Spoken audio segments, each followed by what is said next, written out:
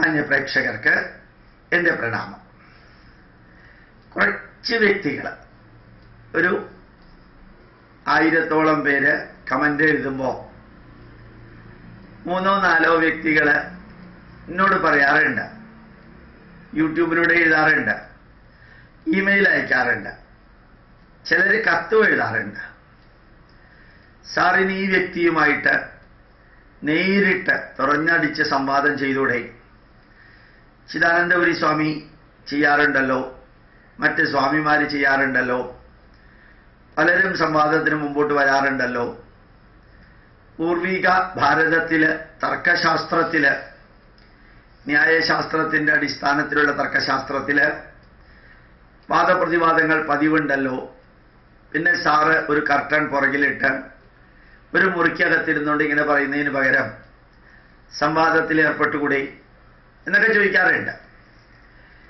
അവരോടും അല്ലാത്തവരോടും എനിക്ക് പറയാനുള്ളത്,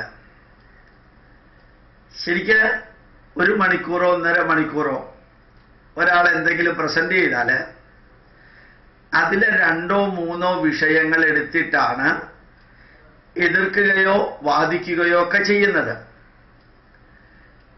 ഇപ്പൊ ഞാൻ കൊട്ടാരക്കര ഗണപതി ക്ഷേത്രത്തില് നമ്മുടെ ഭാരതീയ പൈതൃകത്തെക്കുറിച്ച് 20 പോയിന്റുള്ള ഒരു നോട്ട് പ്രിന്റ് ചെയ്ത് സർക്കുലേറ്റ് ചെയ്തിട്ട് ഇതിൽ 15 പോയിന്റ് വിവരിക്കുകയുണ്ടായി. ബാക്കി 5 പോയിന്റ് തന്നെത്താനെ വായിച്ചാൽ മനസ്സിലാവുമെന്ന് പറഞ്ഞിട്ട് ആ പോയിന്റുകൾ 1.25 മണിക്കൂർ, 1 മണിക്കൂർ 50 മിനിറ്റ് വിവരിച്ചതൊന്നും എടുക്കാതെ ഒരാള് ഫേസ്ബുക്കിൽ വളരെ ശക്തമായ ഭാഷയിൽ എഴുതി, ശക്തമായ നെഗറ്റീവിൽ എഴുതി, ഓസോൺ വാതകം ആൽമരമുണ്ടാക്കുന്നത് ശ്വാസകോശത്തിൽ പോയ ആസ്മ ഉൾപ്പെടെയുള്ള രോഗങ്ങളില്ലാതെയാകുമെന്ന് ഗോപാലകൃഷ്ണൻ പറഞ്ഞത് ഒരു സ്യൂഡോ ശാസ്ത്രജ്ഞന്റെ, പിന്നെ കുറെ ചീത്തയായിട്ടുള്ള വാക്കുകളുണ്ട്, അതാണെന്ന് ഞാൻ വളരെ ഭംഗിയായിട്ട് എടുത്ത് പറഞ്ഞിരുന്നു. 30 പാർട്സ് പെർ മില്യൺ ലെവലില്, ppm ലെവലില് ചെറിയ ഡോസിലാണ് ഈ ഓസോൺ വരുന്നത്. ആ ഓസോൺ ശ്വാസകോശത്തിലേക്ക് പോയി കഴിഞ്ഞാൽ രോഗാണുക്കൾ ഇല്ലാതെയാകും എന്നുള്ളതിന് സാമാന്യ സയൻസ് അറിയാവുന്നവർക്ക് എല്ലാവർക്കും മനസ്സിലാക്കാം. പിന്നെ എതിർക്കാൻ വേണ്ടിയിട്ട് ആരെങ്കിലുമൊക്കെ ഇറങ്ങി പുറപ്പെട്ടാൽ ബാക്കി ഒന്നും അയാൾ എടുത്തില്ല. 1 മണിക്കൂർ 50 മിനിറ്റിൽ പറഞ്ഞതൊന്നും എടുക്കാതെ ഞാൻ പറഞ്ഞതിനെ പോലും ഡിസ്റ്റോർട്ട് ചെയ്തിട്ട് അതാണ് അങ്ങേര് എഴുതിയത്. എഴുതിയതിൽ വളരെ സന്തോഷമേ ഉള്ളൂ, ഒരു കുഴപ്പമില്ല. കാരണം എഴുതിയത് കൊണ്ട് എനിക്കിതിങ്ങനെ പറയാൻ സാധിച്ചല്ലോ. ബാക്കിയുള്ളവർ മനസ്സിലേ വെച്ചുകൊണ്ടിരുന്നുള്ളൂ എങ്കിൽ ഞാൻ എങ്ങനെ ഉത്തരം കൊടുക്കാം? അതുപോലെ ഒരു സംവാദം നടത്താന്ന് പറഞ്ഞു കഴിഞ്ഞാൽ 1 മണിക്കൂർ 2 മണിക്കൂർ കുറേ കാര്യങ്ങൾ പറയുന്നതിൽ 2-3 പോയിന്റുകൾ എടുത്തിട്ടാണ് വേണ്ടതിനും വേണ്ടാത്തതിനും ഒരു 10-20 പേരുടെ പേര് കൂട്ടി ചെയ്തിട്ട് അയാൾ അങ്ങനെ പറഞ്ഞില്ലേ, ഇയാൾ ഇങ്ങനെ പറഞ്ഞില്ലേ, മറ്റയാൾ അങ്ങനെ പറഞ്ഞില്ലേ, ഇതേതാണ്ട് സദസ്സിന്റെ മുമ്പിൽ ഈ മനുഷ്യൻ എന്തോ മഹാപണ്ഡിതനാണെന്ന് വരുത്തി തീർക്കാൻ കുറേ ആൾക്കാരുടെ പേര് പറഞ്ഞ അയാൾ പറഞ്ഞില്ലേ. ഇവരോട് എല്ലാവരോടും ചോദിക്കാനുള്ളത്, അയാൾ എന്ത് പറഞ്ഞാലും ഇയാൾ എന്ത് പറഞ്ഞാലും മറ്റവൻ എന്ത് പറഞ്ഞാലും അതവർക്ക് പറയാനുള്ള സ്വാതന്ത്ര്യമില്ലേ? നിങ്ങൾക്ക് സ്വാതന്ത്ര്യമുള്ളതുപോലെ അയാൾക്ക് പറയാൻ സ്വാതന്ത്ര്യമില്ലേ? ഇനി അയാൾ പറഞ്ഞത് മാത്രമാണ് സത്യം, അതുകൊണ്ട് നിങ്ങളെല്ലാം മതം മാറി ഞാൻ പറഞ്ഞതിലേക്ക് വരണമെന്നൊന്നും അയാൾ പറഞ്ഞിട്ടില്ലല്ലോ. അസഹിഷ്ണുത ഏറ്റവും കൂടുതൽ കാണുന്നത് ഈ മാർക്സിസ്റ്റ് പാർട്ടിയിലും ഈ യുക്തിവാദികളിലുമാണ്. അവര് പറഞ്ഞത് മാത്രം സത്യവും ബാക്കിയുള്ളവരെല്ലാം മണ്ടത്തരവും പറയും. ഈ വർഗീസ് എന്ന് പറയുന്ന ഒരു മനുഷ്യൻ മിനിഞ്ഞാന്ന് എനിക്കൊരു ഇമെയിൽ അയച്ചതിൽ പറഞ്ഞു, ജ്യോതിഷവും വാസ്തുവിദ്യയ്ക്കും എതിരെ പൊരുതാൻ വേണ്ടി ഞങ്ങള് ശ്രമിക്കുകയാണെന്ന്. ഒരു ചുക്കും ചുണ്ണാമ്പ് നടക്കില്ല. നിങ്ങളുടെ തലതൊട്ടപ്പന്മാർ വന്നാൽ പോലും ഈ ജ്യോതിഷത്തെക്കുറിച്ചോ വാസ്തുവിദ്യയെക്കുറിച്ചോ യുക്തിവാദത്തിലൂടെ വിവരിച്ചു കഴിഞ്ഞു കഴിഞ്ഞാൽ ആരും സ്വീകരിക്കാൻ പോണില്ല. ക്രിസ്ത്യാനികളും മുസ്ലിങ്ങളും ഒരു പരിധിവരെ യുക്തിവാദികളും ഉൾപ്പെടെയുള്ളവരെല്ലാം സ്വീകരിച്ചു കൊണ്ടിരിക്കുന്ന ഒരു സാധനമാണ്. അതിനെ അന്ധമായിട്ട് വിശ്വസിക്കരുതെന്നും അതിനകത്തുള്ള കുഴപ്പങ്ങൾ എന്താണെന്നും വളരെ മൈൽഡായിട്ടുള്ള ഭാഷയിലൂടെ തെറ്റ് തിരുത്തിക്കാൻ വേണ്ടി പറഞ്ഞു കൊടുക്കുന്നത് എത്ര നന്നായിരിക്കും. 4 ദിവസം മുമ്പ് പോണേക്കര SNDP യോഗത്തില് ഈ നക്ഷത്ര പൊരുത്തം എന്ന് പറയുന്ന രാശിപ്പൊരുത്തം, രാശിയാധിപ പൊരുത്തം, ശ്രീരുദ്ര മഹേന്ദ്ര പൊരുത്തം, യോനിപ്പൊരുത്തം, ഗണപ്പൊരുത്തം, രജ്ജുപ്പൊരുത്തം, വേദപ്പൊരുത്തം തുടങ്ങി 10 പൊരുത്തങ്ങളെ കുറിച്ച് ഞാൻ വിവരിക്കേണ്ടായി. അത് ഒന്നിനൊന്ന് കോൺട്രഡിക്ടറി ആണെന്നും ഒരു കാരണവശാലും അത് ഫോളോ ചെയ്യരുതെന്നും, യഥാർത്ഥത്തിൽ ജാതകപ്പൊരുത്തം എന്ന് പറയുന്നത് കംപ്ലീറ്റ് ജാതകം, 12 ഭാവങ്ങളും 9 ഗ്രഹങ്ങളും ആ ഗ്രഹങ്ങളുടെ യോഗവും, ഉച്ചക്ഷേത്രം, നീചക്ഷേത്രം, സ്വക്ഷേത്രം, ശത്രുക്ഷേത്രം, മിത്രക്ഷേത്രം, അതിശത്രുക്ഷേത്രം, ദൃഷ്ടി, ഇവയെല്ലാം നോക്കിയിട്ട് കംപ്ലീറ്റ് ജാതകം എഴുതിയിട്ട് അതിനകത്തുള്ള ഗുണദോഷങ്ങൾ വിവാഹം കഴിക്കാൻ പോകുന്നവർ തമ്മിൽ ചർച്ച ചെയ്തിട്ട് യോജിക്കുമെങ്കിൽ കല്യാണം കഴിക്കുന്നതിനെയാണ് ജാതകപ്പൊരുത്തം എന്ന് പറയുന്നതെന്നും പറഞ്ഞു കൊടുത്തപ്പോൾ അവിടെ കൂടിയിരുന്ന 700 പേർക്ക് എത്ര ഭംഗിയായിട്ടത് മനസ്സിലായി എന്നറിയാം.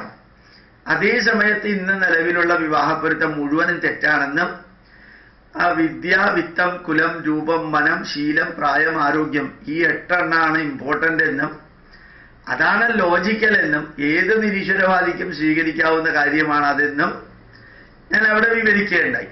അതല്ലാതെ തോറ്റിട്ടില്ല, ജയിച്ച ചരിത്രം കേട്ടിട്ടില്ല എന്ന് മുദ്രാവാക്യവും വിളിച്ചോണ്ട് ഉറക്കെ പറയുന്നവനും, ഒടുക്കം നിർത്തുന്നവനും, ഒന്നും അറിയാത്തവനും, ആക്രോശിക്കുന്നവനും, എന്താ പറയുക, പ്രതിഷേധാത്മകമായിട്ട് നിഷേധാത്മകമായിട്ട് പുച്ഛത്തോടു കൂടി പ്രതികരിക്കുന്നവനൊക്കെ പറയുന്നത് ആരെങ്കിലും സ്വീകരിക്കുന്നുണ്ടോ? ഒരു 10-60 കൊല്ലായി മകരവിളക്കിനെതിരായിട്ട് കുറേ യുക്തിവാദികൾ ഒച്ചയെടുക്കുന്നു. ഇപ്പൊ ഏറ്റവും കൂടുതൽ ആൾക്കാർ പോകുന്നത് ഈ മകരജ്യോതിസ് കാണാനാണ്. എന്തെല്ലാം ഇവിടെ ഒച്ചയും ആക്രോശമൊക്കെ നടത്തി, എന്നിട്ട് എന്താ ജ്യോതിഷം ഇല്ലാണ്ടായോ? ഇപ്പോ ക്രിസ്ത്യാനികളും മുസ്ലിങ്ങളും മുഴുവൻ ജ്യോതിഷം നോക്കുന്ന ഒരു അവസ്ഥയിലേക്ക് എത്തിക്കൊണ്ടിരിക്കുകയാണെന്ന് ഏറ്റുമാനൂര് നന്ദാവനം ഓഡിറ്റോറിയത്തിന്റെ മകൻ സിവിൽ എഞ്ചിനീയർ ആണ്. അദ്ദേഹം വാസ്തുവിന്റെ ആളാണ്. അവിടെ അപ്പോയിന്റ്മെന്റ് എടുത്ത് പോയി കാണേണ്ട അവസ്ഥയാണ്. ക്രിസ്ത്യാനികളും മുസ്ലിങ്ങളുമാണ് ഏറ്റവും അധികം വാസ്തുവിദ്യ നോക്കുന്നത് എന്ന് പറഞ്ഞു. അപ്പൊ ഇതൊന്നും ഇല്ലാതെയാക്കാൻ ശ്രമിക്കുന്നതിന് പകരം അതിലെ തെറ്റുകളും കുറവുകളും പരിഹരിച്ച് ഒരു നല്ല മാർഗനിർദ്ദേശം നൽകുകയാണ് വേണ്ടത്. ഇത്രയും ഞാൻ നിങ്ങളോട് പറഞ്ഞത് വേറൊരു വിഷയം പറയാൻ വേണ്ടിയിട്ടാണ്. ഈ സംവാദം എന്ന് പറഞ്ഞ് ഒരാള് 1 മണിക്കൂർ എന്തെങ്കിലുമൊക്കെ പറയുക, അതിലൊരു 5-6 പോയിന്റിനെ എടുത്തിട്ട് മറ്റേ ആള് നാഗശികാന്തം ആക്രോശിക്കുക, എന്നിട്ട് എന്തൊക്കെയോ ഒരു ചുക്കും ചുണ്ടാമ്പും നേടാതെ പോവുക. ഇതിന് പകരം സംവാദം നടത്തേണ്ടത് എങ്ങനെയാണെന്ന് ഒരു MA ഫിലോസഫി പഠിച്ച ഒരു പയ്യൻ, അയാളുടെ പേര് എനിക്ക് ഓർമ്മ വരണില്ല, ഞാൻ കാലിക്കറ്റ് യൂണിവേഴ്സിറ്റിയിൽ അവിടുത്തെ ഓഡിറ്റോറിയത്തിൽ ക്ലാസ് എടുക്കുമ്പോൾ അയാൾ എൻ്റെ അടുത്ത് വന്ന് ചോദിച്ചു, സാറ് ഞാൻ കുറേ ചോദ്യം സാറിന് ചോദിക്കട്ടെ? ഞാനൊരു യുക്തിവാദിയാണ്. ഞാൻ പറഞ്ഞു, വളരെ നന്നായി, താൻ ചോദ്യം ചോദിക്കാം. ഒരു കസേരയിലിരുന്ന്, അയാളും ഒരു കസേരയിലിരുന്ന്, അയാൾ വീഡിയോയും ഉണ്ട്, ഓഡിയോ റെക്കോർഡിംഗ് സിസ്റ്റവും എൻ്റെ മുമ്പിൽ കാണിച്ചു ഒരു 300 ചോദ്യം ചോദിച്ചു. അയാൾ 300 ചോദ്യം ശക്തമായ സ്പീഡില്, ശക്തമായ ഭാഷയില്, അതിനെല്ലാം മറുപടി കൊടുത്തു. അത് യൂട്യൂബിൽ അന്ന് തന്നെ അപ്ലോഡ് ചെയ്യാൻ സാധിച്ചില്ല. കുറച്ച് കഴിഞ്ഞിട്ട് വെല്ലുവിളിക്കുന്ന ചോദ്യങ്ങളും അവയ്ക്കുള്ള ഉത്തരങ്ങളും എന്ന് പറഞ്ഞ് കൊടുക്കേണ്ടായി. ഈ സക്കീർ നായിക്കും ഈ രവിചന്ദ്രനും അതുപോലെയുള്ള ഗീ വർഗീസോ അല്ലെങ്കിൽ സന്നൽ ഇടമറുകോ ഈ 1-1.5 മണിക്കൂർ ഒരാൾ പറയുന്നതിൽ നിന്ന് 2-3 വരിയെടുത്ത് എല്ലാത്തിനെയും തമസ്കരിച്ചുകൊണ്ട് ആ 2-3 വരിയിൽ എന്തെങ്കിലും കുറവുണ്ടെങ്കിൽ ഇയാൾ 1.25 മണിക്കൂർ പറഞ്ഞതൊക്കെ അബദ്ധാണെന്ന് വരുത്തി തീർത്ത് മുമ്പോട്ട് പോകുന്നതിന് പകരം ശക്തമായ ഒരു സദസ്സിന്റെ മുമ്പില് നല്ല രീതിയിൽ ചോദ്യം ചോദിക്കട്ടെ. ഇപ്പുറത്തൊരാൾ നിൽക്കുന്നു, അപ്പുറത്തൊരാൾ നിൽക്കുന്നു. യുക്തിവാദി ഇപ്പുറത്ത് നിന്ന് യുക്തിവാദി അല്ലാത്തവനോ അല്ലെങ്കിൽ സംവാദം നടത്താൻ വരുന്നവനോ ഇവൻ അവനോട് ചോദ്യം ചോദിക്കട്ടെ. സദസ്സ് കേൾക്കുകയാണല്ലോ. അതല്ലേ സംവാദം എന്ന് പറയുന്നത്. കുറച്ചും കൂടി ഇന്നത്തെ കാലഘട്ടത്തിൽ എഫക്റ്റീവായിട്ട് പറയുന്നത് ഒരു വിഷയം, അതിൽ തന്നെ 100 കണക്കിന് പോയിന്റുകൾ, ആ പോയിന്റുകളിൽ 1-2 പോയിന്റുകൾ എടുത്ത്, ഇപ്പൊ നേരത്തെ പറഞ്ഞ മാതിരി 1.25 മണിക്കൂർ കൊട്ടാരക്കര ഗണപതി കോവിലില് പ്രഭാഷണം നടത്തിയതിൽ ഒന്നും തൊട്ടില്ല. ആൽമരത്തിന്റെ ചുവട്ടിലെ ഒരു പോയിന്റ് മാത്രം എടുത്ത് കുറെ അവഹേളനാത്മകമായിട്ടുള്ള വരികളും പറഞ്ഞ് ഇതാണ് സംവാദവും എതിർക്കലും എന്ന് തെറ്റിദ്ധരിപ്പിച്ച്, എന്നിട്ട് ആര് ജയിച്ചാലെന്താ, ആര് തോറ്റാലെന്താ, എന്ത് നേടി, അതല്ലേ ഇമ്പോർട്ടന്റ്. സക്കീർ നായിക്കിനെ പോലെയുള്ളവരും MM അക്ബറിനെ പോലെയുള്ളവരും അവരുടെ കൂടെയുള്ളവരും ഇതെല്ലാം റെക്കോർഡ് ചെയ്തിട്ട് അതില് മറ്റേ ആള് പറഞ്ഞ നല്ല പോയിന്റുകളെല്ലാം കട്ട് ചെയ്ത് കളഞ്ഞിട്ട് ഇയാൾ പറഞ്ഞത് ശരിയാക്കി അപ്ലോഡ് ചെയ്യുക. ഇങ്ങനെ ഒരു വിചിത്രമായിട്ടുള്ളത്. സംവാദം എന്ന് പറയുന്നത് അതല്ല, പോയിന്റ് ബൈ പോയിന്റ് ആയിട്ട് ചോദിക്കുക. എന്നിട്ട് നല്ല രീതിയിൽ ചോദിക്കാമല്ലോ, ഈശ്വരനില്ല, അങ്ങയുടെ അഭിപ്രായം എന്താ?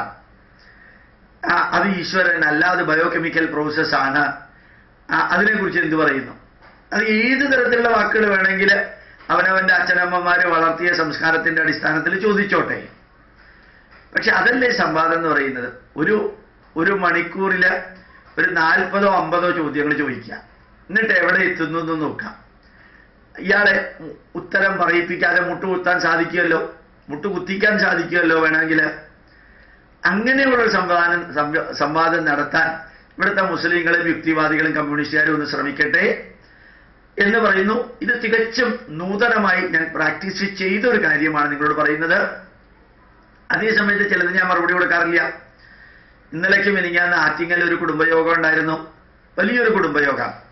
ആ കുടുംബയോഗത്തിൽ കുടുംബ ബന്ധത്തെക്കുറിച്ചൊക്കെ വിവരിച്ചു കഴിഞ്ഞപ്പോൾ ഒരു വിചിത്രമായ രീതിയിൽ ഒരു പെൺകുട്ടി സ്റ്റേജിലേക്ക് എൻ്റെ പ്രഭാഷണം തീരുന്നതിന് മുമ്പ് വന്ന് അത്രയും പേരുടെ മുമ്പിൽ ഒന്ന് ഷൈൻ ചെയ്യാനോ എന്തിനോ വേണ്ടിയിട്ട് നിന്ന് എൻ്റെ ക്ലാസ് കഴിഞ്ഞ ഉടനെ തന്നെ കുറേ പേര് സ്റ്റേജിലിരിക്കുന്നുണ്ട്. ശബരിമലയിൽ സ്ത്രീകൾ തൊഴാൻ പോയാൽ എന്താ കുഴപ്പം എന്നൊരു ചോദ്യം ചോദിച്ചു. ഞാൻ പറഞ്ഞു, മക്കളെ, ഇത്രയും നല്ല രീതിയിൽ കുടുംബ ബന്ധത്തെക്കുറിച്ച് പറഞ്ഞൊരു സദസ്സിൽ അതിന് ഉത്തരം കൊടുക്കേണ്ട ആവശ്യമില്ല. അതങ്ങനെയുള്ള വിഷയം സംസാരിക്കുമ്പോൾ അതിന് മറുപടി കൊടുക്കാം. അല്ലാതെ ഏതെങ്കിലും ചോദ്യങ്ങൾ ഏതെങ്കിലും വേളയിൽ ഏതെങ്കിലും ഒരു സദസ്സിൽ വളരെ ധന്യമായിട്ടുള്ള കുടുംബ ബന്ധങ്ങളെ വിവരിച്ച് എല്ലാവർക്കും സന്തോഷം തോന്നി. അവർ ഉച്ചയൂണ് പോലും വേണ്ടെന്ന് വെച്ചിട്ട് വളരെ വൈകി അവർ കാത്തിരുന്നു. അത്ര സന്തോഷത്തോടു കൂടിയ ഒരു ചർച്ചയും മെസ്സേജും കഴിഞ്ഞിട്ട് കോൺട്രാവേഴ്ഷ്യൽ ആയിട്ടുള്ള കാര്യങ്ങൾ പറഞ്ഞ് എന്നെ കൺഫ്യൂസ് ചെയ്യിക്കാൻ താല്പര്യമില്ലാത്തതുകൊണ്ട് പിന്നെ എപ്പോഴെങ്കിലും പറയാമെന്ന് പറഞ്ഞ് നിർത്തി. ഇത് ഞാൻ പറയുന്ന എല്ലാത്തിനും ഒരു സമയവും ദേശകാല പരിച്ഛിന്ന, ദേശവും കാലവും നോക്കിയിട്ട് നല്ല രീതിയിൽ സംവാദം എന്ന് പറയുന്നത് ഒരാളോ ഒരു ഗ്രൂപ്പോ ചോദ്യം ചോദിക്കാം. എന്നിട്ട് ആ കമന്റിനെ ശരിക്കും നടക്കാറുണ്ടല്ലോ, ഭംഗിയായിട്ടൊക്കെ TV ചാനലുകളിൽ നടക്കുന്ന മാതിരി നടക്കട്ടെ. ഇനി ചോദിക്കാൻ ബുദ്ധിമുട്ടുള്ളവരുണ്ടെങ്കിൽ അവർക്ക് എഴുതി കൊടുക്കാമല്ലോ, എതിർക്കാൻ വേണ്ടി തന്നെ എഴുതി കൊടുക്കാം. അല്ലാണ്ട് സംശയം സംശയ നിവാരണത്തിന് വേണ്ടി വേണമെന്നില്ല. എതിർക്കാൻ വേണ്ടിയുള്ള ചോദ്യങ്ങൾ എഴുതി കൊടുക്കുകയോ ചോദിക്കുകയോ ചെയ്തിട്ട് അങ്ങനെ ഒരു സംവിധാനം ഒരു സംവാദത്തിന് ഉണ്ടാവുകയാണെങ്കിൽ അതാണ് യഥാർത്ഥ സംവാദം എന്നുകൂടി ഓർമ്മിപ്പിക്കുന്നു. പ്രണാമം, നമസ്കാരം.